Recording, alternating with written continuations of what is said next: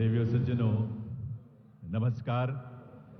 पावन प्रदेश हरियाणा की ऐतिहासिक नगरी हिसार के महाराजा अग्रसेन अंतर्राष्ट्रीय हवाई अड्डा परिसर में आयोजित इस समारोह में हार्दिक स्वागत अभिनंदन। देश के यशस्वी प्रधानमंत्री, दुनिया के सर्वाधिक लोकप्रिय नेता और विकसित भारत के शिल्पी माननीय श्री नरेंद्र मोदी जी का आप सबके करतल ध्वनि के साथ, ऊर्जा और उल्लास से भरी करतल ध्वनि के साथ प्रधानमंत्री महोदय का वंदन अभिनंदन।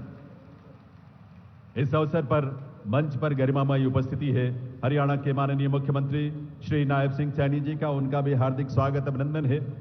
साथ ही उपस्थित है केंद्रीय नागरिक विमानन मंत्रालय में राज्य मंत्री श्री मुरलीधर मोहोल जी, हरियाणा सरकार में माननीय मंत्री श्री विपुल गोयल जी, कृष्ण कुमार बेदी जी और रणवीर गंगवा जी, माननीय सांसद धर्मवीर जी, सुभाष बराला जी, किरण चौधरी जी और भारतीय जनता पार्टी के प्रदेश अध्यक्ष मोहनलाल बाडोली जी, आप सभी का और दर्शक दीर्घा में विशाल संख्या में बैठे हुए आप सभी का हार्दिक स्वागत अभिनंदन वंदन आप सभी का। देवियों सज्जनों, मैं निवेदन करूंगा माननीय मुख्यमंत्री श्री नायब सिंह सैनी जी से कि वे प्रदेशवासियों की ओर से माननीय प्रधानमंत्री महोदय का स्वागत अभिनंदन करें और सबसे पहले प्रधानमंत्री जी को हमारे किसानों की मेहनत का फल, तैयार गेहूं की सुनहरी बालियों का गुच्छा और उसमें कमल के फूल जो हमारी आस्था का, आध्यात्मिकता का प्रतीक है, भेंट करके उनका स्वागत अभिनंदन करें।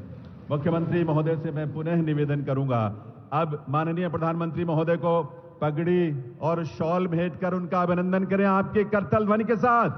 हरियाणा की यह पगड़ी अतिथि के प्रति हमारे सर्वोच्च सम्मान का प्रतीक है।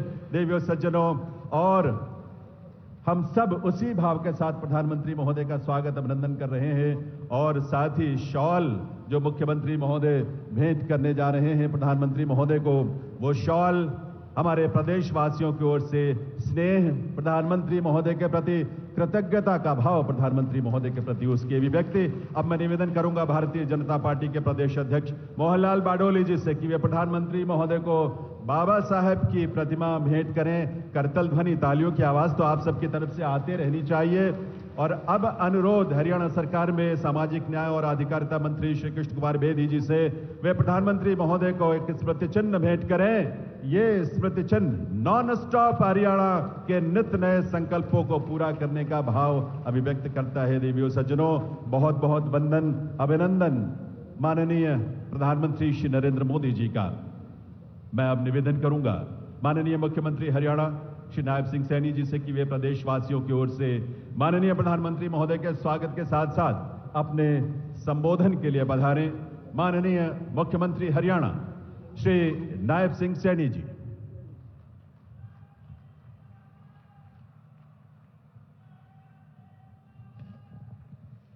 भारत माता की,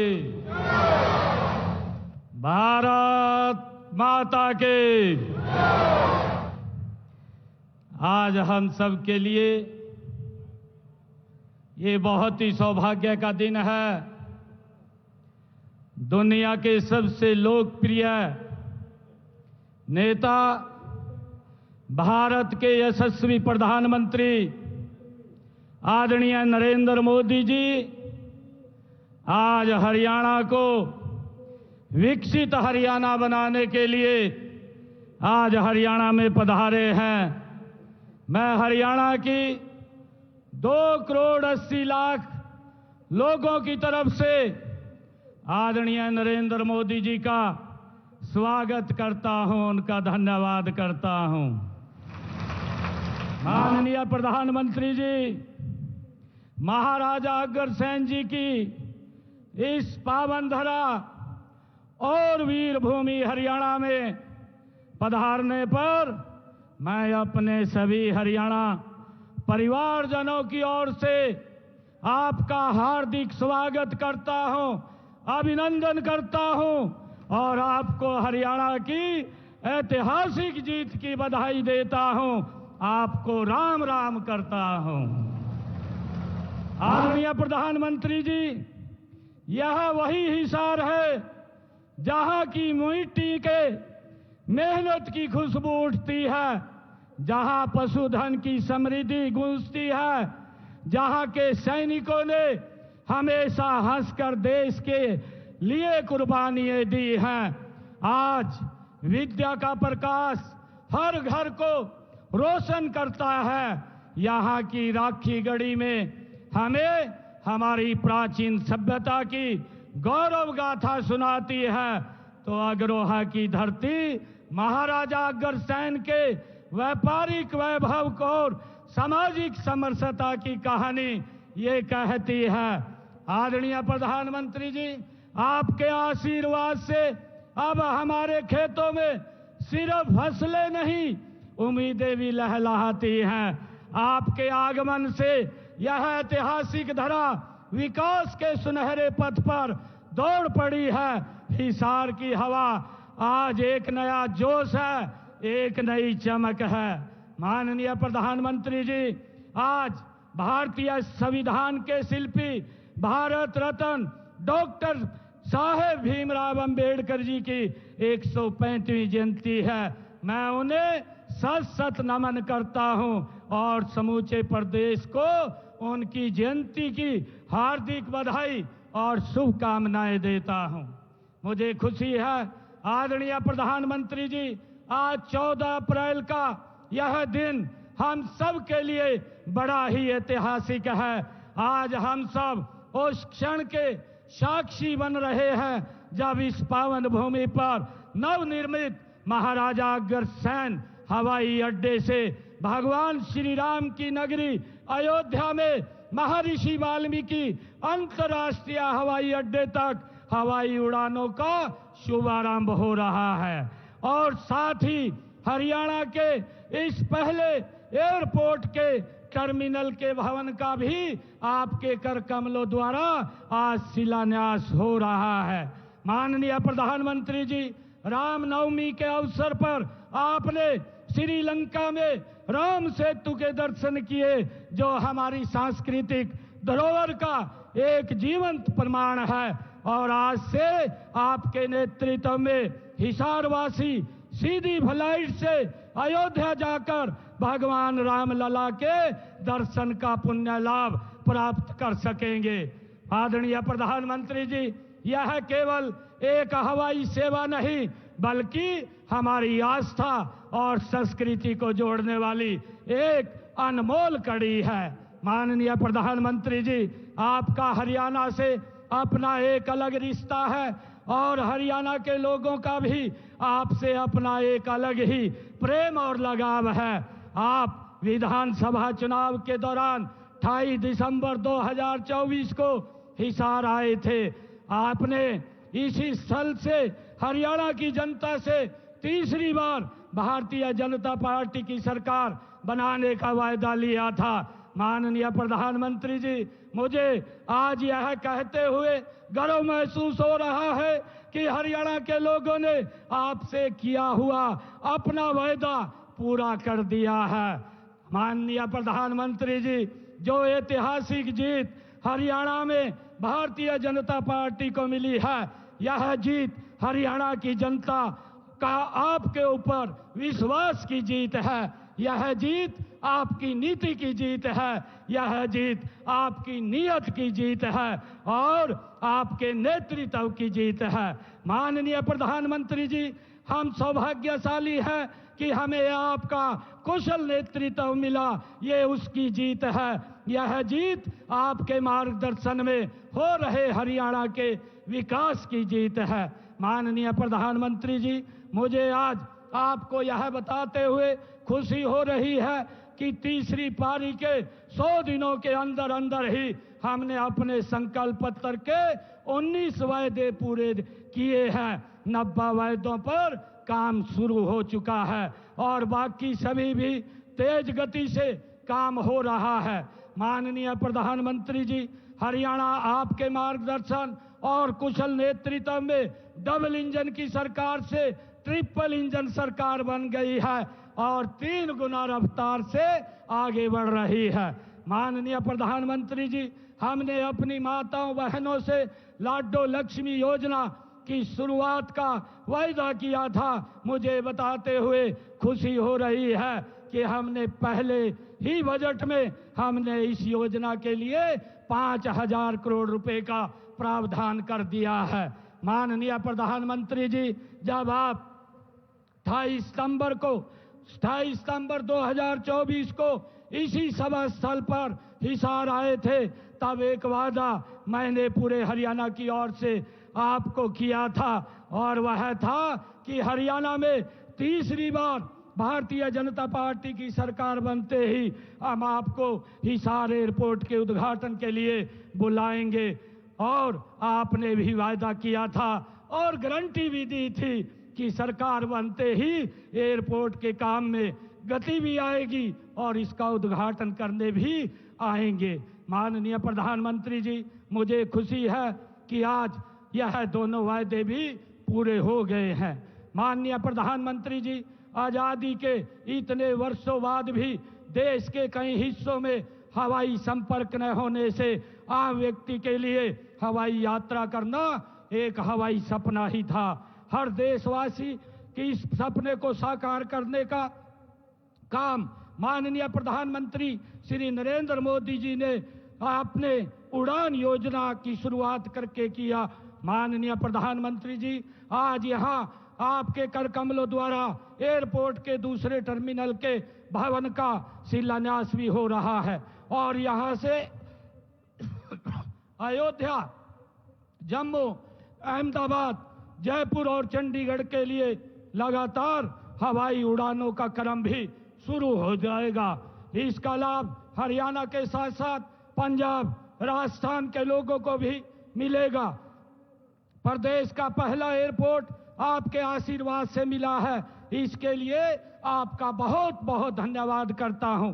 माननीय प्रधानमंत्री जी, हरियाणा अगर आज 3 गुना रफ्तार से आगे बढ़ रहा है तो इसका कारण आप हैं, आपका नेतृत्व है, आपका मार्गदर्शन है, आपकी सोच है और आपका विजन है। माननीय प्रधानमंत्री जी, आज आपके कर कमलों से हरियाणा की एक नई दिशा, नई उड़ान और नए युग का आरंभ हो रहा है। माननीय प्रधानमंत्री जी, मैं आपको हरियाणा के 2 करोड़ 80 लाख लोगों की ओर से ये विश्वास दिलाता हूं कि आपके विकसित भारत के सपने को पूरा करने में हरियाणा का स्थान और हरियाणा का योगदान दोनों अग्रणी रहेंगे। मैं एक बार फिर पूरे धाकड़ हरियाणा की ओर से देश के धाकड़ प्रधानमंत्री जी का इस पवित्र भूमि पर स्वागत करता हूं, अभिनंदन करता हूं, धन्यवाद करता हूं। जय हिंद, जय भारत, जय भारत मां।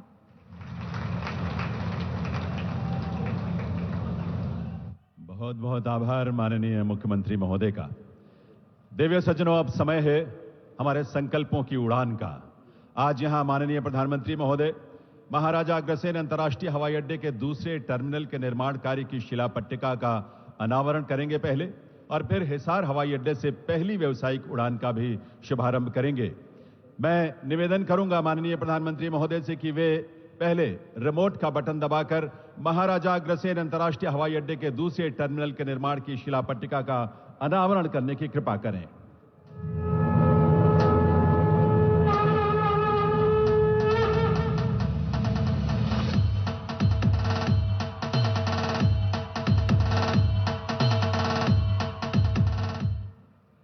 और माननीय प्रधानमंत्री महोदय हिसार हवाई अड्डे से पहली व्यावसायिक उड़ान का भी शुभारंभ करेंगे रिमोट का बटन दबाकर। एक बार पुनः उनसे निवेदन है कि वे रिमोट का बटन दबाकर इसका शुभारंभ करें। माननीय प्रधानमंत्री महोदय।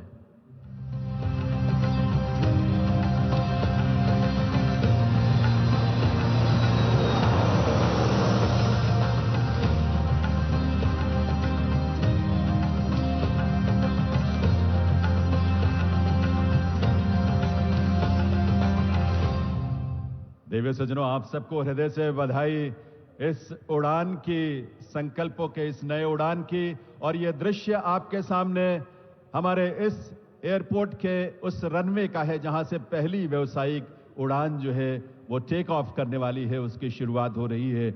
और ये सजीव दृश्य आप देख पा रहे हैं और वो विमान भी आप देख पा रहे हैं जो यहां से उड़ान भरकर प्रभु श्री राम की नगरी यहां से प्रस्थान करेगी। महर्षि वाल्मीकि अंतर्राष्ट्रीय हवाई अड्डा अयोध्या धाम के लिए जो रवाना हो रही है करतल ध्वनि के साथ। आइए अपनी शुभकामनाएं दें और अपनी तरफ से बधाई भी सभी प्रदेशवासियों को देश के लोगों को ये उड़ान जो आपके सामने अब एक नए संकल्प के साथ आसमान छूने के लिए, आसमान की ऊंचाइयों को छूने के लिए आगे बढ़ चुकी है। बहुत बहुत आभार माननीय प्रधानमंत्री महोदय का इस उड़ान के लिए, सौगात के लिए। आज की विशेष फिल्म पर ये उड़ान को लेकर एक शुरुआत है जो भविष्य में और भी विस्तार पाएगा। संकल्पों की इस उड़ान पर आधारित एक फिल्म हमने तैयार की है जिसमें हिसार के इस महाराजा अग्रसेन अंतर्राष्ट्रीय हवाई अड्डे के नए स्वरूप की झलक आपको नजर आएगी। आइए देखते हैं ये फिल्म। हरियाणा का दिल हिसार, जहां इतिहास की गूंज हवाओं में तैरती है और भविष्य की उड़ान तैयार है। प्रधानमंत्री श्री नरेंद्र मोदी जी की गति शक्ति योजना के तहत हिसार अब हवाई नक्शे पर नई ऊंचाइयां छुएगा। आज माननीय प्रधानमंत्री जी ने महाराजा अग्रसेन हवाई अड्डे से अयोध्या के लिए पहली उड़ान को अपने शुभ कर कमलों से रवाना किया और टर्मिनल 2 के निर्माण की आधारशिला भी रखी, जिस पर लगभग 486 करोड़ रुपए खर्च होंगे। हरियाणा सरकार के सहयोग से बना ये एयरपोर्ट न केवल क्षेत्रीय विकास और रोजगार का द्वार खोलेगा, बल्कि देश के प्रमुख शहरों से सीधी हवाई कनेक्टिविटी भी सुनिश्चित करेगा। 7200 एकड़ में फैले इस इंटीग्रेटेड एविएशन हब में 4200 एकड़ पर एयरपोर्ट और 3000 एकड़ पर एविएशन हब विकसित हो रहा है। 3000 मीटर लंबा रनवे हर मौसम और हर समय उड़ानों के लिए तैयार है। ATR 72 से लेकर एयरबस 320 तक की उड़ानों के संचालन के लिए भी सक्षम। हरियाणा का ये एयरपोर्ट हर साल 21 लाख यात्रियों को संभाल सकेगा। शुरुआती उड़ानों में अयोध्या, जम्मू, जयपुर, अहमदाबाद और चंडीगढ़ को जोड़ा जा रहा है। व्यापार, पर्यटन और औद्योगिक विकास को नई रफ्तार देने के लिए हिसार हवाई अड्डा, जहां सपनों की डोर अब सीधे जुड़ती है आसमान से। आप सबकी करतल ध्वनि के साथ आइए इस अवसर को हम मिलकर मनाएं उत्साह से, जहां ये सौगात आज हम सबको मिली है प्रधानमंत्री महोदय के करकमलों से। देवी सज्जनों, माननीय प्रधानमंत्री महोदय की प्रेरणा और उनके मार्गदर्शन में हरियाणा प्रदेश ने बीते 10 वर्षों में विकास और सुशासन के नए प्रतिमान स्थापित किए हैं। 10 वर्षों की इस यात्रा पर आधारित एक लघु फिल्म है जो हमने तैयार की है। आइए देखते हैं ये फिल्म। 2014 देश ने एक बड़ा बदलाव देखा। मैं नरेंद्र दामोदर दास मोदी प्रधानमंत्री नरेंद्र मोदी जी ने देश की कमान संभाली और अपने कड़े और बड़े फैसलों से देश को एक नई दिशा दी। पर हरियाणा में भी था भेदभाव, क्षेत्रवाद का बोलबाला। अगर पारदर्शिता भी थी तो सिर्फ बातों और दावों में। ऐसे कठिन समय में हरियाणा ने मोदी जी का साथ चुना और फिर हुआ हरियाणा में एक नए दौर का उदय। हरियाणा अद्भुत संभावनाओं का राज्य है। डबल इंजन सरकार आपके लिए विकसित हरियाणा बनाने में जुटी है। मोदी जी के इस विजन को मिशन बनाया हरियाणा सरकार ने। राज्य की नीतियां, निर्णय और सरकार द्वारा लोगों के लिए प्रयास सुशासन की डोर में बंधे। अंतिम छोर तक हरियाणा सरकार पहुंची। ध्येय सिर्फ सेवा रहा और मिशन विकास। आदरणीय प्रधानमंत्री नरेंद्र मोदी जी का जो शब्द है, सबका साथ, सबका विकास और सबका प्रयास, उसको लेकर के हमारी सरकार निरंतर काम कर रही है। हरियाणा ने लोगों को गरीबी से बाहर लाने का संकल्प सिर्फ कागजों पर नहीं, जमीन पर उतारा। और जहां एक ओर हरियाणा देश का पहला राज्य बना जिसने गरीबी रेखा की आय सीमा को बढ़ाकर 1,80,000 रुपए कर दिया, वहीं दूसरी ओर पारदर्शिता, विश्वास और निष्पक्षता, इन नीतियों ने नए हरियाणा की नींव रखी। आज 60 विभागों की 819 सेवाएं ऑनलाइन मिल रही हैं। साथ ही हरियाणा परिवार पहचान पत्र जारी करने वाला देश का पहला राज्य है। इससे 52 लाख परिवारों को योजनाओं का लाभ मिल रहा है और वो भी घर बैठे। पिछले 10 वर्षों में हरियाणा ने कई बड़ी उपलब्धियां हासिल की हैं, जिससे हरियाणा बना पढ़ी लिखी पंचायतों वाला देश का सबसे पहला राज्य। हरियाणा ने पंचायतों में महिलाओं की 50% भागीदारी सुनिश्चित की। इसके अलावा हरियाणा कर्मचारियों के लिए ऑनलाइन ट्रांसफर नीति वाला देश का पहला राज्य बना। ट्रांसफर पोस्टिंग का खेल नहीं चलता और अब सरकार नागरिकों के दरवाजे पर आ गई है। लंबी कतारों और परेशानी से जनता को छुटकारा मिला है। सामाजिक सुरक्षा पेंशन, जो कि 2014 में 1000 रुपए थी, उसे बढ़ाकर 3000 रुपए करने वाला पहला राज्य भी बन गया है हरियाणा। किसानों को सही समय पर भुगतान की चुनौती से निपटने के लिए हरियाणा सरकार ने शुरू किया मेरी फसल मेरा ब्यौरा पोर्टल। अब फसल बेचने के 48 घंटों के भीतर किसान को मिलता है पूरा भुगतान सीधे खाते में। डीबीटी के माध्यम से सीधे 12 लाख किसानों के खाते में फसल खरीद के 1,25,000 करोड़ रुपए पहुंचे हैं। इतना ही नहीं, 45 लाख परिवारों को चिरायु योजना से सालाना 5 लाख रुपए तक का मुफ्त इलाज भी उपलब्ध है। हरियाणा ने 1 करोड़ 20 लाख से ज्यादा चिरायु आयुष्मान कार्ड बनाए ताकि अब बीमारी से किसी पर कोई बोझ न आए। साथ ही हरियाणा ने अंग्रेजों के समय से चले आ रहे लाल डोरा के विवादों को खत्म किया। 25 लाख से अधिक परिवारों को लाल डोरा के भीतर अपनी जमीन का स्वामित्व मिला। भविष्य को संवारने की इसी मुहिम में हरियाणा में 13 लाख से ज्यादा घरों तक पहुंचा नल से साफ पानी, जिससे अब बेटियां पानी भरने नहीं सपने पूरे करने निकलती हैं। आज 6000 से अधिक गांवों में 24 घंटे बिजली उपलब्ध है। साथ ही रेलवे और मेट्रो नेटवर्क का विस्तार भी तेजी से हो रहा है। औद्योगिक विकास के मामले में भी पीछे नहीं हरियाणा। फॉर्च्यून 400 कंपनियों के हेडक्वार्टर्स यहीं पर हैं। पिछले 10 साल में हमने वो किया जो कभी असंभव लगता था। हरियाणा ने हर क्षेत्र में तेज बदलाव किया है। अब यहाँ सपनों को पंख मिलते हैं और हौसलों को मंजिल। ये नया हरियाणा है, सशक्त, तेज और नॉन स्टॉप।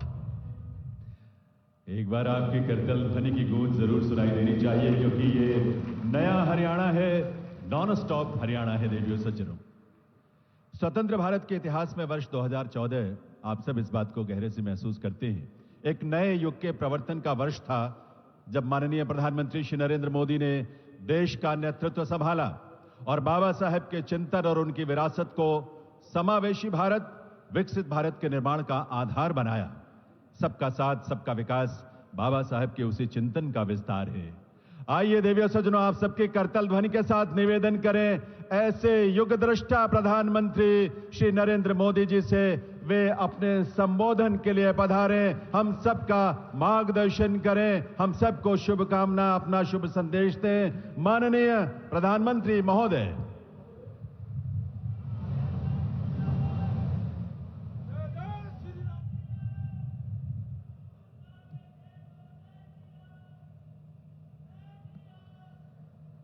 मैं कहूंगा, बाबा साहब आंबेडकर, आप सब 2 बार बोलिए, अमर रहे, अमर रहे। बाबा साहब आंबेडकर, बाबा साहब आंबेडकर, बाबा साहब आंबेडकर। हरियाणा के मुख्यमंत्री श्रीमान नायब सिंह सैनी जी, केंद्रीय मंत्रिमंडल के मेरे साथी श्रीमान मुरलीधर मोहोल जी, हरियाणा सरकार के सभी मंत्रीगण, सांसद और विधायकगण और मेरे प्यारे भाई और बहनों, मारे हरियाणा के धाकड़ लोगों ने राम राम।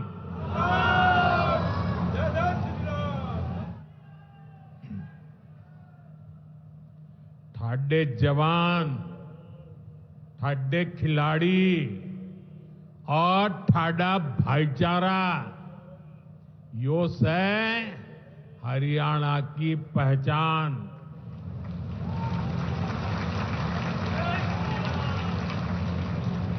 लावणी के इस अति व्यस्त समय में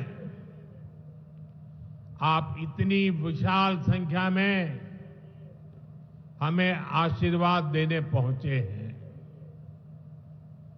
मैं आप सभी जनता जनार्दन का अभिनंदन करता हूं। गुरु जंबेश्वर,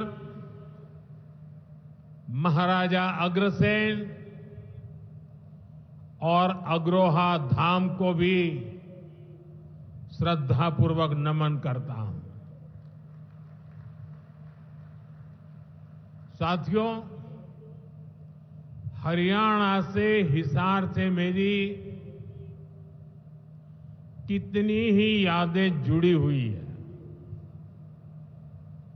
जब भारतीय जनता पार्टी ने मुझे हरियाणा की जिम्मेदारी दी थी, तो यहां अनेक साथियों के साथ मैंने लंबे समय तक मिलकर काम किया था। इन सभी साथियों के परिश्रम ने भारतीय जनता पार्टी की हरियाणा में नींव को मजबूत किया है।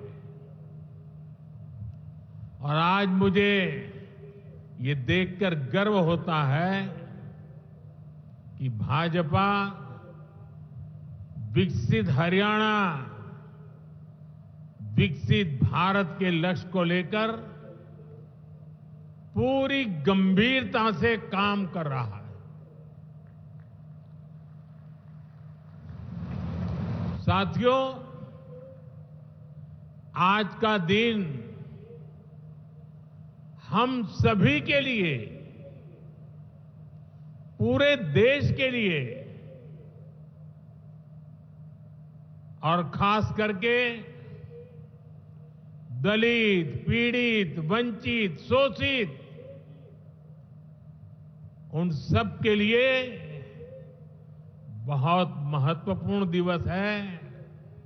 उनके जीवन में तो दूसरी दिवाली होती है। आज संविधान निर्माता बाबा साहब आंबेडकर की जयंती है। उनका जीवन, उनका संघर्ष, उनका जीवन संदेश हमारी सरकार की 11 साल की यात्रा का प्रेरणा स्तंभ बना है। हर दिन, हर फैसला, हर नीति बाबा साहब आंबेडकर को समर्पित है। वंचित, पीड़ित, शोषित, गरीब, आदिवासी, महिलाएं, इनके जीवन में बदलाव लाना, इनके सपनों को पूरा करना, ये हमारा मकसद है। इसके लिए निरंतर विकास, तेज विकास, और यही भाजपा सरकार का मंत्र है। साथियों, इसी मंत्र पर चलते हुए आज हरियाणा से अयोध्या धाम के लिए फ्लाइट शुरू हुई है। यानी अब श्री कृष्ण जी की पावन भूमि हरियाणा प्रभु राम की नगरी से सीधे जुड़ गई है।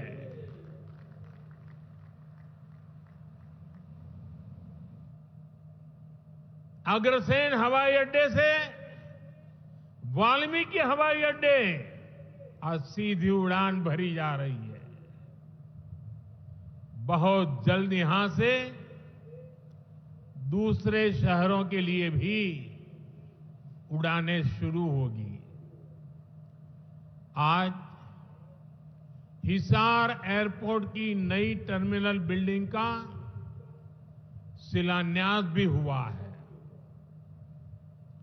ये शुरुआत हरियाणा की आकांक्षाओं को एक नई ऊंचाई पर पहुंचाने की उड़ान है। मैं हरियाणा के लोगों को इस नई शुरुआत के लिए ढेर सारी बधाई देता हूं। साथियों, मेरा आपसे वादा रहा है, हवाई चप्पल पहनने वाला भी हवाई जहाज में उड़ेगा।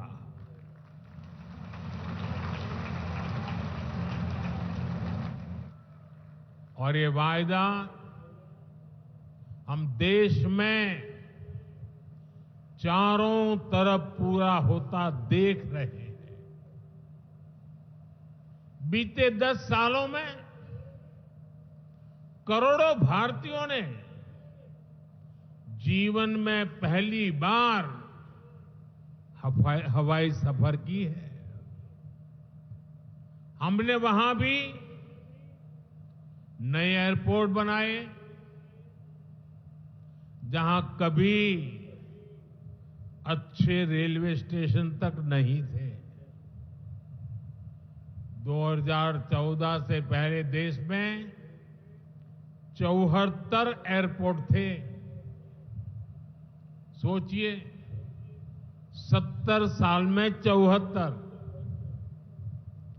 आज देश में एयरपोर्ट की संख्या 150 के पार हो गई है।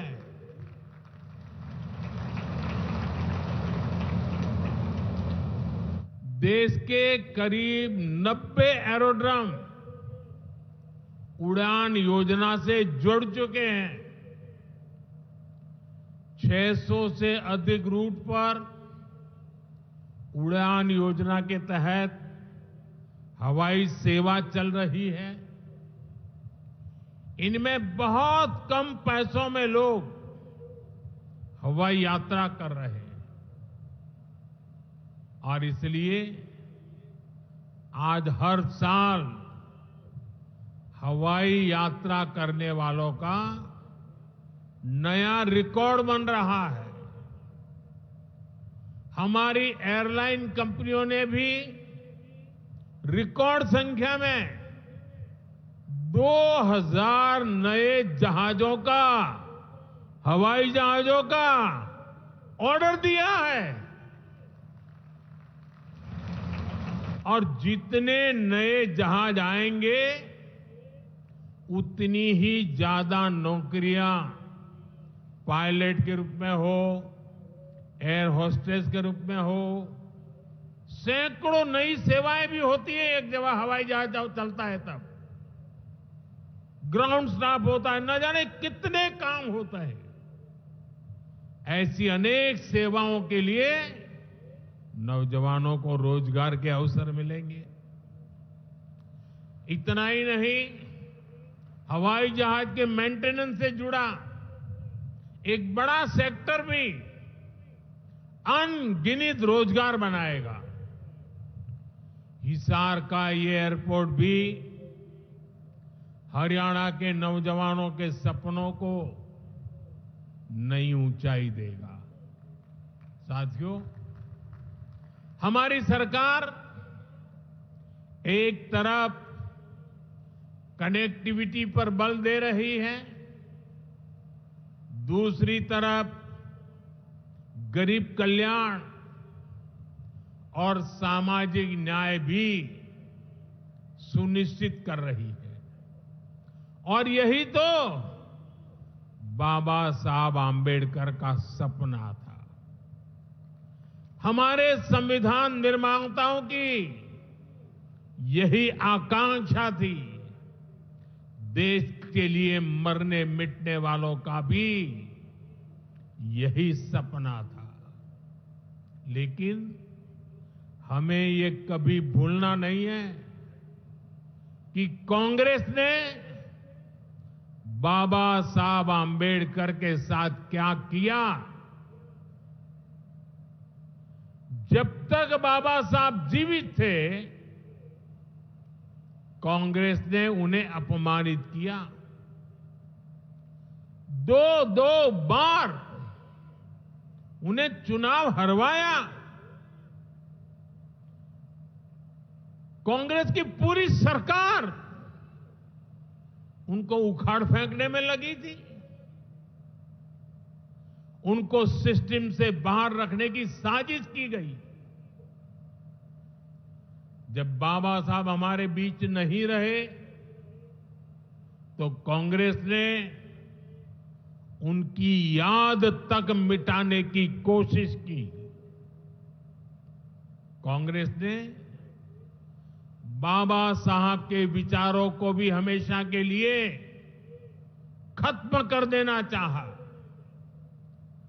डॉक्टर अंबेडकर संविधान के संरक्षक थे। कांग्रेस संविधान की भक्षक बन गई है। डॉक्टर अंबेडकर समानता लाना चाहते थे, लेकिन कांग्रेस ने देश में वोट बैंक का वायरस फैला दिया। साथियों, बाबा साहब चाहते थे कि हर गरीब, हर वंचित गरिमा से जी सके, सर ऊंचा करके जिए, वो भी सपने देखें, अपने सपने पूरे कर सके। लेकिन कांग्रेस ने एससी, एसटी, ओबीसी को सेकंड क्लास सिटीजन बना दिया। कांग्रेस के लंबे शासनकाल में कांग्रेस के नेताओं के घर में स्विमिंग पूल तक पानी पहुंच गया, लेकिन गांव में नल से जल नहीं पहुंचा। आजादी के 70 साल बाद भी गांवों में सिर्फ 16% घरों में नल से जल आता था। सोचिए, 100 घर में से 16 घर में। इससे सबसे ज्यादा प्रभावित कौन थे? इससे एससी, एसटी, ओबीसी सबसे ज्यादा प्रभावित थे। अरे उनकी इतनी ही चिंता थी, आज जो गली गली में जाके भाषण झाड़ रहे हैं, अरे कम से कम मेरे एससी, एसटी, ओबीसी भाइयों के घर तक अरे पानी तो पहुंचा देते। हमारी सरकार ने 6-7 साल में 12 करोड़ से ज्यादा ग्रामीण घरों में नल कनेक्शन दिए हैं। आज गांव के 80% घरों में, यानी पहले 100 में से 16, आज 100 में से 80 घरों में नल से जल आता है। और बाबा साहब का आशीर्वाद है, हम हर घर तक नल से जल पहुंचाएंगे। शौचालय के अभाव में भी सबसे बुरी स्थिति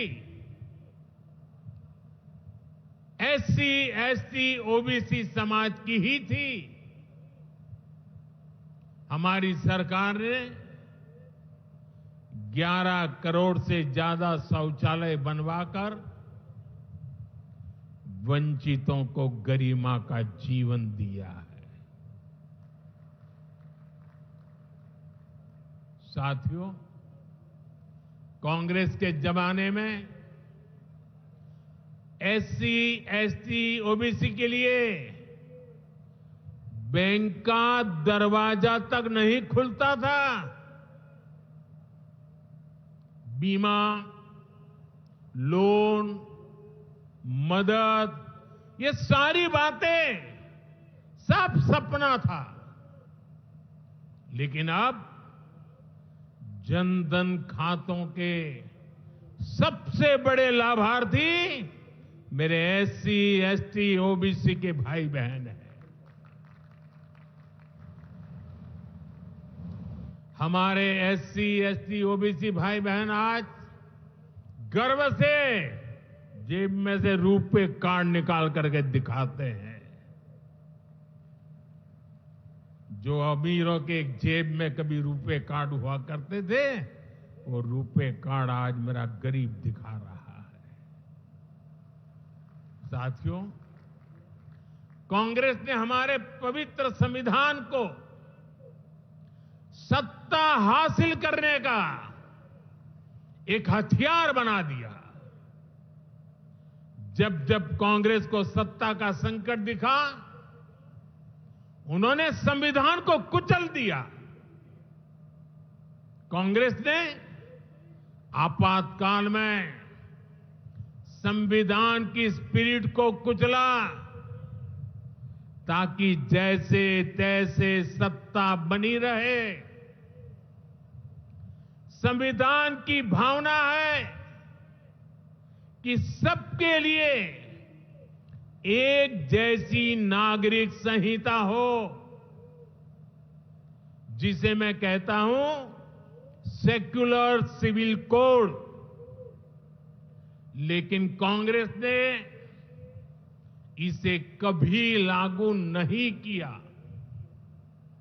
उत्तराखंड में भाजपा सरकार आने के बाद सेक्युलर सिविल कोड, समान नागरिकता संहिता, ये लागू हुई। डंकी की चोट पर लागू हुई। और देश का दुर्भाग्य देखिए, संविधान को जेब में लेकर के बैठे हुए लोग, संविधान पर बैठ गए हुए लोग, ये कांग्रेस के लोग उसका भी विरोध कर रहे हैं। साथियों, हमारे संविधान ने एससी, एसटी, ओबीसी के लिए आरक्षण का प्रावधान किया,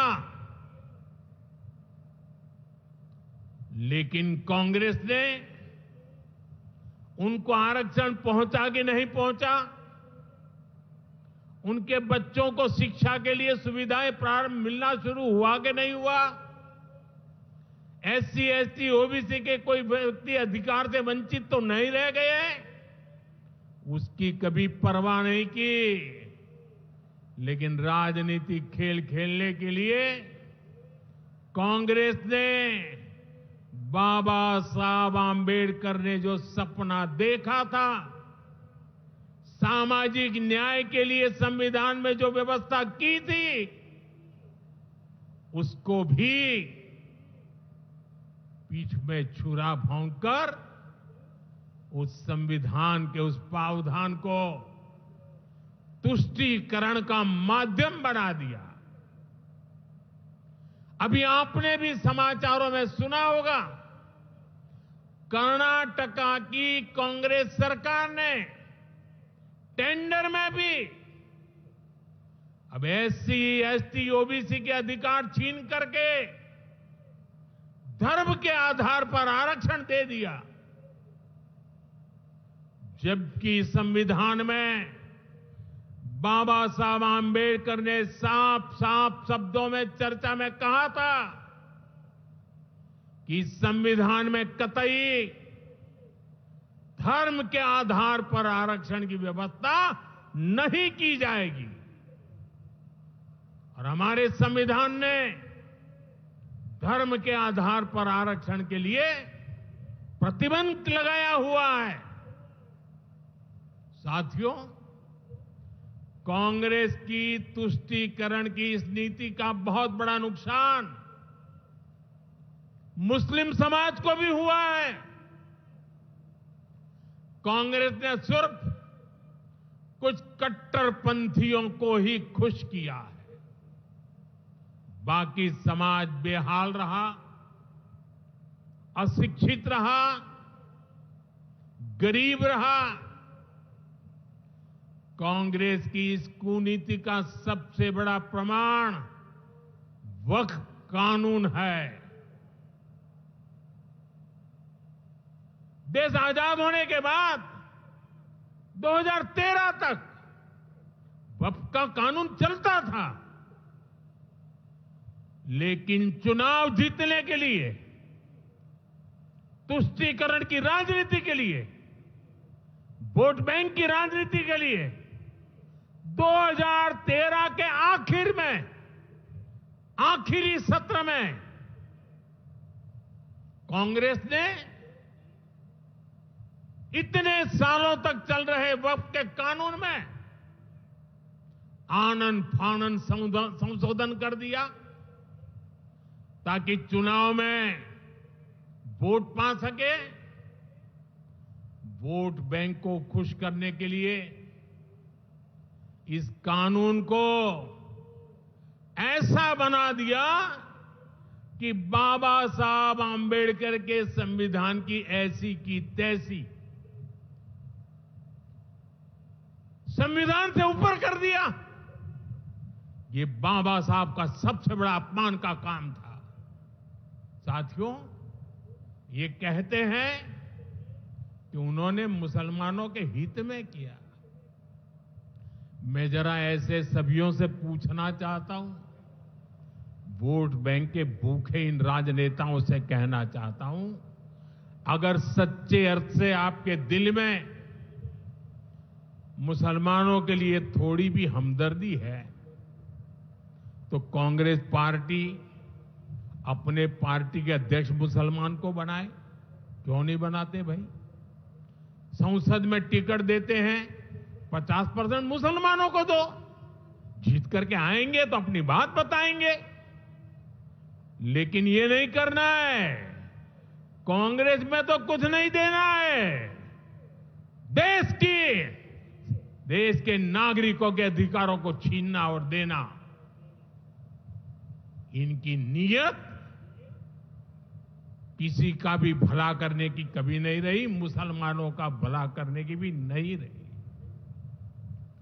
यही कांग्रेस की अच्छी सच्चाई है।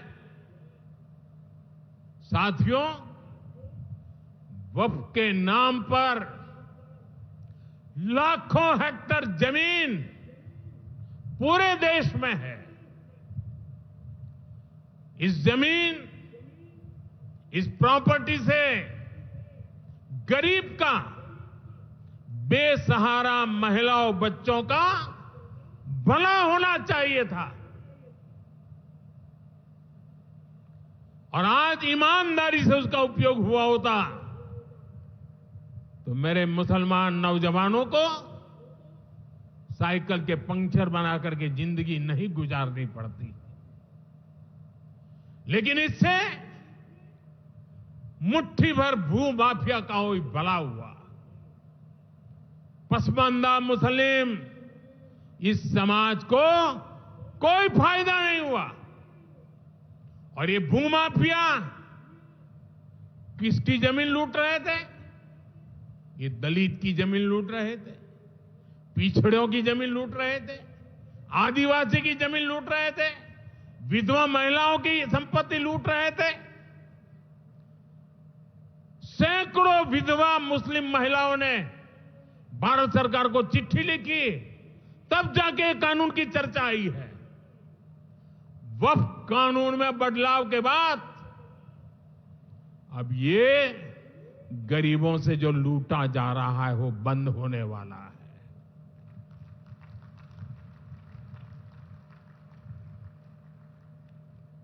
और सबसे बड़ी बात, हमने एक बहुत बड़ा जिम्मेदारीपूर्ण महत्वपूर्ण काम किया है। हमने इस वक्फ कानून में एक और प्रावधान किया है। अब नए कानून के तहत, वक्फ के कानून के तहत किसी भी आदिवासी की जमीन को हिंदुस्तान के किसी भी कोने में आदिवासी की जमीन को, उसके घर को, उसकी संपत्ति को ये वक्फ बोर्ड हाथ भी नहीं लगा पाएगा। ये आदिवासी के हितों की रक्षा करने का, संविधान की मर्यादाओं का पालन करने का हमने बहुत बड़ा काम किया है। नए प्रावधानों से वक्फ की भी पवित्र भावना का सम्मान होगा। मुस्लिम समाज के गरीब और पसमानदा परिवारों, मुस्लिम महिलाओं, खास करके मुस्लिम विधवाओं को, मुस्लिम बच्चों को उनका हक भी मिलेगा और भविष्य में उनका हक सुरक्षित रहेगा। और यही तो बाबा साहब आंबेडकर ने संविधान के स्पिरिट में हमें काम दिया हुआ है। यही असल स्पिरिट है, यही असली सामाजिक न्याय है। साथियों, हमारी सरकार ने 2014 के बाद बाबा साहब आंबेडकर की प्रेरणा को आने वाली पीढ़ियों तक पहुंचाने के लिए अनेक महत्वपूर्ण कदम उठाए। बाबा साहब देश और दुनिया में जहां जहां रहे, वे सभी स्थान उपेक्षित थे। जो संविधान के नाम पर अपनी राजनीतिक रोटी सेकने के लिए निकले हैं, उन्होंने बाबा साहब से जुड़े हुए हर स्थान का अपमान किया, इसे इतिहास से मिटाने का प्रयास किया। स्थिति ये थी कि मुंबई के इंदु मिल में बाबा साहब आंबेडकर का स्मारक बनाने के लिए भी देश भर में लोगों को आंदोलन करने पड़े। हमारी सरकार ने आते ही इंदु मिल के साथ साथ बाबा साहब आंबेडकर की महू की जन्मभूमि हो, बाबा साहब आंबेडकर जी की लंदन की शिक्षा भूमि हो, दिल्ली में उनकी महापरिनिर्वाण स्थली हो, या फिर नागपुर की दीक्षा भूमि हो, हमने सभी का विकास किया। इनको पंच तीर्थ के रूप में विकसित किया है। मेरा सौभाग्य है कि कुछ दिन पहले ही मुझे दीक्षा भूमि में जाकर, नागपुर जाकर बाबा साहब को नमन करने का अवसर मिला। साथियों, कांग्रेस के लोग सामाजिक न्याय की बड़ी बड़ी बातें करते हैं, लेकिन हमें ये भी याद रखना है कि कांग्रेस ने बाबा साहब आंबेडकर और चौधरी चरण सिंह जी, इन दोनों महान सपूतों को भारत रत्न नहीं दिया था। बाबा साहब आंबेडकर को भारत रत्न तब मिला जब केंद्र में भाजपा के समर्थन वाली सरकार बनी। वहीं हमें गर्व है कि भाजपा की ही सरकार ने चौधरी चरण सिंह जी को भी भारत रत्न दिया है। साथियों, सामाजिक न्याय के, गरीब कल्याण के पथ को हरियाणा की भाजपा सरकार भी निरंतर सशक्त कर रही है। सरकारी नौकरियां की भी हरियाणा में क्या हालत थी, आप सबको पता है। यूं किया करते, जे नौकरी लागनी है तो किसी नेता के गैल हो ले, और न तो रुपया ले आ, बापू की जमीन और मां के तो जेवर भी बिक जाया करते। मुझे खुशी है कि नायब सिंह सैनी जी की सरकार ने कांग्रेस की इस बीमारी का इलाज कर दिया।